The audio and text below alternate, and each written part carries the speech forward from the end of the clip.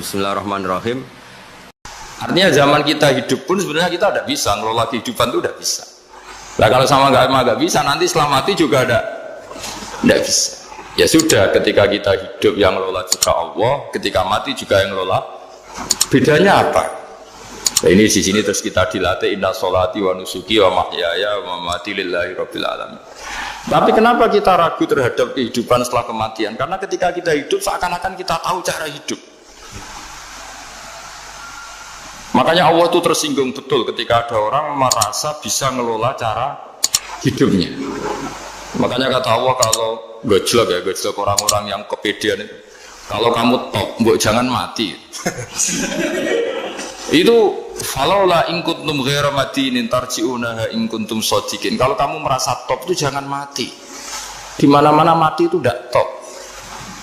Falaula idza balaghatil khulqum wa antum khina idin tanzur. Mbok ketika nyawa kamu sudah sampai kerongkongan, kamu tarik lagi supaya kamu tidak mati. Mati itu tidak top. Katanya kamu top kok. Mati. Jangan mati. Kalau top itu jangan mati, jangan miskin, jangan tua, jangan jadi jelek. Pokoknya top terus gitu. Itu digocol sama Allah. Tapi orang itu lupa bahwa nah ketika sehat begini kita seakan-akan ngelola kehidupan. Nah gara-gara merasa ngelola seakan-akan kalau mati lalu saya gimana ya kalau mati. Nah cara berpikir masyarakat gini, kalau kampung ini mau dibalik sama Allah, mau ada adab, logikanya yang tahu akan ada adab itu pasti sudah pergi. Padahal Nabi Yunus pergi ini bukan karena takut adab, mangkel. Nabi Yunus itu minggat tadi abaqo itu. Abaqo itu kalau dalam bahasa Arab pergi gak pamit itu. Kalau orang Jawa bilang minggat. Kalau itu sebenarnya saking mangkelnya, saking emosinya, beliau akhirnya meninggalkan kaumnya tanpa pamit. Tapi kaumnya itu menjadi tahu bahwa ini serius Yunus. Buktinya dia agak berani di kampung. Berarti mau ada adab betul itu. Dan efek positif dari teori itu, teori kultur tadi. Akhirnya mereka tobat. Saat itu juga mereka wiridan di lapangan.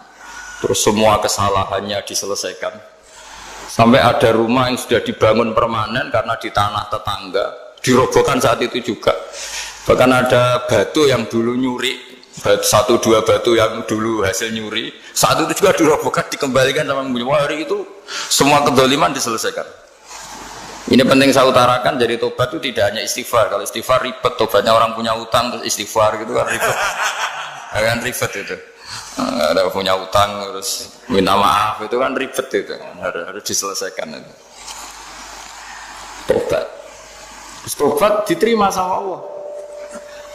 Batas akhir finish dari harusnya ada adab, misalnya Senin, Selasa, Rabu, harusnya Rabu itu sudah kena adab, ternyata Rabu itu tidak kena adab.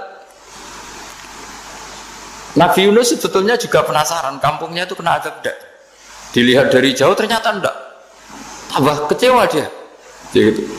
Wah ini saya kalau pulang pasti dibunuh karena saya dianggap pembohong. Di masyarakat situ ada aturan siapa yang bohong dibunuh. Padahal Nabi Yunus ngumumkan nanti Rebu ada azab, kira-kira gitu. Ternyata Rebu itu udah ada azab, makanya dia sudah di batas kampung kembali minggat lagi karena nanti pulang pasti dibunuh karena dia ada kebohong. Ya akhirnya masyhur itu, terus dia ikut nelayan sekenanya, yang penting lari dari kampung, ikut nelayan sekenanya. Zaman itu ini saya ulang lagi, zaman itu nanti ini efeknya nanti ke tauhid. Zaman itu para nelayan tuh kayak sepakat kalau ada kapal atau perahu kok mau tenggelam itu pasti ada yang minggat. Hanya minggat itu pergi tidak terhormat itu. Terus fasahama fakana minal mudkhadin. Nah dulu tuh orang sudah punya peradaban. Ini cerita kultur, sudah punya peradaban. Ya sekarang gini, kalau nyemplungkan salah satu kan tidak adil diundi. Ternyata yang keluar dia Nabi Yunus. Terus mereka tahu ini orang nggak pantas dikorbankan. Dan Nabi di mana-mana itu ganteng. Memang Allah itu punya sunat unik. Nabi itu harus paling ganteng di kampungnya. Nasabnya juga harus paling baik. Kabar-kabarnya juga istrinya harus paling cantik. Itu memang aturannya gitu. Nggak tahu saya Dulu saya juga janggal, kenapa Nabi aturannya harus gitu? Tak angen-angen di pemimpin elek izin itu, maksudnya misalnya pemimpin dia masak keriting itu kan piye gitu rasanya itu. Jadi Nabi itu pasti itu paling ganteng di kampungnya, terus dari nasab ya terbaik, terus rata-rata istrinya itu ya selain solihah itu ya paling ganteng. Karena ya dibully kan, sawar tidak jadi Nabi, nak bujone elek kan ya ribet kalau misalnya ada yang bully gitu kan juga ribet. Singkat cerita terus dia akhirnya ditenggelamkan, dibuang karena beliau seorang nabi. Faltaqamahul khut, beliau ditelan ya. Iltiqam itu tidak digigit, ditelan ya. Karena ditelan beliau tidak ngalami dikunyah, ditelan. Iltiqam itu ditelan. Karena beliau seorang nabi, di dalam batnil khut itu di perut itu dia wiridan, dan barokahnya wiridan itu perut ikan ini menjadi masjid. Dia nyaman di situ, nyaman karena terus ngalami karomah lah. Andekan wali itu ngalamin karomah. Nah, kesimpulan dari cerita ini itu apa? Masyarakat itu akan selalu dengan kulturnya sendiri. Para nabi juga punya kultur sendiri. Dan Allah yang ngelola itu semua. Saya ulang lagi, Allah yang ngelola itu semua. Makanya terus dua kultur ini kalau Allah menghendaki itu gampang sekali. Akhirnya yang terjadi apa? Nabi Yunus jadi kasih sanksi Allah karena pergi tidak pamit. Masyarakatnya justru enggak, karena tobat.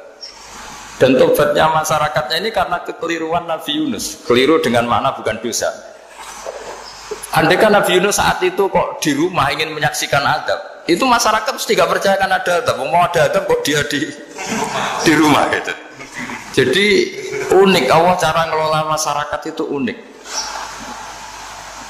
Nah, dari keunikan-keunikan cara Allah ini kemudian lahirlah ilmu yang bernama ilmu tauhid, ilmu tawakal, ilmu pasrah nang pangeran gitu. Karena kemarin pas Pak Yusuf sama Bu Sulis soal saya itu tak beri cerita agama itu milik Allah. Sehingga teori yang dikatakan manusia itu ya teori saja, tetap semua itu di tangan Allah. Ya saya saat itu cerita, misalnya saya ditanya, ini besi, materi besi dengan kaca itu kuat mana? Mesti kita menjawab kuat besi. Tapi saya yang mengendalikan besi dan kaca. Ternyata saya punya merencanakan menghancurkan besi, menetapkan kaca ini tak simpan, akhirnya puluhan tahun. Yang ini saya rencanakan saya hancurkan gitu. Andai kan si yang menjawab tadi tahu rencana saya, mesti kuat bilang kuat kaca. Gitu. Semuanya contoh paling gampang tadi. Dinosaurus itu hewan paling kuat, malah musnah. Pitik yang nggak kuat sampai sekarang. Karena Allah bikin dinosaurus itu punya rencana dihancurkan ya. Sementara ayam enggak, gue rame-rame dunia gitu. Sehingga ya sudah. Nah, agama itu seperti itu. Agama itu sesuai rencana Tuhan. Sehingga ini cerita Nabi.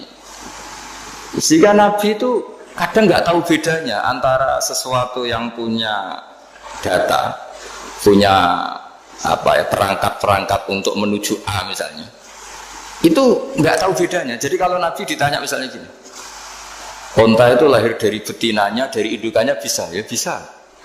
Lahir dari batu, jawabnya ya bisa. Kalau dia seorang Nabi pasti jawab bisa. Jadi kalau Nabi ditanya mata air itu keluar dari bumi kedalaman 7 meter, bisa. Keluar dari sini, dari meja, jawabannya ya bisa. Karena Nabi itu saking dekatnya Allah, tahu betul bahwa perangkat di dunia ini tidak bisa mendikte Allah. Semua itu kehendak Allah. Logika yang terbangun Nabi itu sebenarnya gampang ya. Kalau kita teliti itu hanya gampang, itu sesuatu yang benar itu pasti bisa dijelaskan secara gampang. Nah ini ngaji tauhid biar tidak terlalu berteori itu. Karena kalau saya cerita uang pinter jenengan. Dan saya tidak ingin pinter tentang uang. Tak beri contoh. Nah ini supaya nanti kalau sampean suatu saat meninggal ketemu mungkar nakir itu tahu cara menghadapi. Nanti tak warai tekniknya. Tak warai tekniknya. Makanya ada cerita, agama ini baik sekali. Orang bocorkan ujian nasional itu kriminal, bisa ditangkap Pak Rosidi. Tapi agama ini, pertanyaan Munkar Nakir dibocorkan semua kiai. Itu gak ditangkap sama Munkar Nakir. Harusnya kan rugi, karena ini pertanyaan. Tapi semua kiai kan sudah membocorkan. Nanti pertanyaannya di kuburan itu buka, Tuhanmu siapa, agamamu apa. Itu kan sudah dibocorkan, tapi itu gak dianggap kriminal. Sementara kita sekolah SD, sekolah SMP bocorkan soal itu dianggap kriminal. Padahal kalau harusnya boleh. Maksudnya kalau menuruti teori itu harusnya boleh kan. Mau pertanyaan Munkar Nakir saja dibocorkan kan. Ada dasarnya. Ya tapi kan tidak ada itu. Harusnya boleh. Tapi kan terjadi gak ujian kalau dibocorkan itu. Artinya agama ini begitu baik. Pertanyaan yang taruhannya surga neraka saja dibocorkan. Kurang apanya baiknya agama ini? Pertanyaan sepenting itu dibocorkan dan kiai-kiai gak ditangkap sama Munkar Nakir, ya udah itu aja. Saya ulang lagi ya supaya kita ingat fitrah salimah. Soal Anda modern monggo lah, tapi saya sebagai kiai akan ngajari kalian tentang fitrah salimah. Jadi kalau kamu itu benar-benar beragama, ini misalnya kertas, ini lempengan baja. Kalau kamu beragama kalau ditanya kuat mana? Ya terserah jenengan. Karena bisa saja kertas ini aku punya niat tak simpan di arsip nasional. Baja ini tak niatkan, tak luluhkan, tak hancurkan. Sehingga kalau kita ngomong ya secara materi harus ditambahi, secara materi kuat gajah ya Allah. Tapi secara substansi jenengan ya terserah jenengan, monggo. Nah, di sini yang mulai orang lupa itu karena selalu menjawab pasti kuat gajah. Kata pasti ini yang akhirnya orang menghilangkan teori beragama. Berdasar logika itu. Berdasar logika. Nah akhirnya para nabi, para wali itu ditanya. Saya punya kitab karangannya Abdul Hamid, orang alim. Kitab itu dulu saya ngaji lama sekali, sampai sekarang saya pelajarin. Manusia itu dijebak hukum adat, padahal adat itu ya tidak terlibat. Misalnya kalau ada telur jadi ayam normal itu. Ya tadi indukan unta melahirkan unta normal itu, indukan sapi melahirkan sapi normal. Tapi kalau para nabi itu bilang ya nggak normal, nggak normal artinya tetap ada kekuatan Tuhan. Indukan unta tahu apa tentang unta? Dia punya kekuatan apa? Bisa melahirkan unta, bisa menciptakan unta di perutnya, bisa ada jantungnya, ada paru-parunya, ada ususnya. Dia bisa apa? Di situ ada tangan Tuhan. Gitu. Karena para nabi cara berpikir gitu, melihat tembok ya sama. Tembok sama indukan unta itu sama, sama-sama mungkin mengeluarkan unta. Sehingga seketika Nabi Soleh ditanya, bukti apa kekuasaan Tuhanmu? Apa bisa mengeluarkan unta dari batu besar ini? Jawabannya Nabi Soleh ya bisa, langsung saja bisa. Dan mukjizatnya Nabi Soleh masyhur itu keluarlah unta dari batu. Karena secara teori ya tadi coba unta indukan itu apa seorang profesor, apa seorang ilmuwan sehingga bisa menciptakan anaknya itu. Apa dia terlibat dalam menciptakan jantungnya, paru-parunya, ususnya kan tidak juga. Telur bisa apa coba?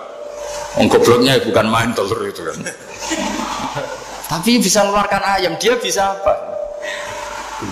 Nah, para nabi, para wali itu tahu semuanya itu kekuasaannya Allah.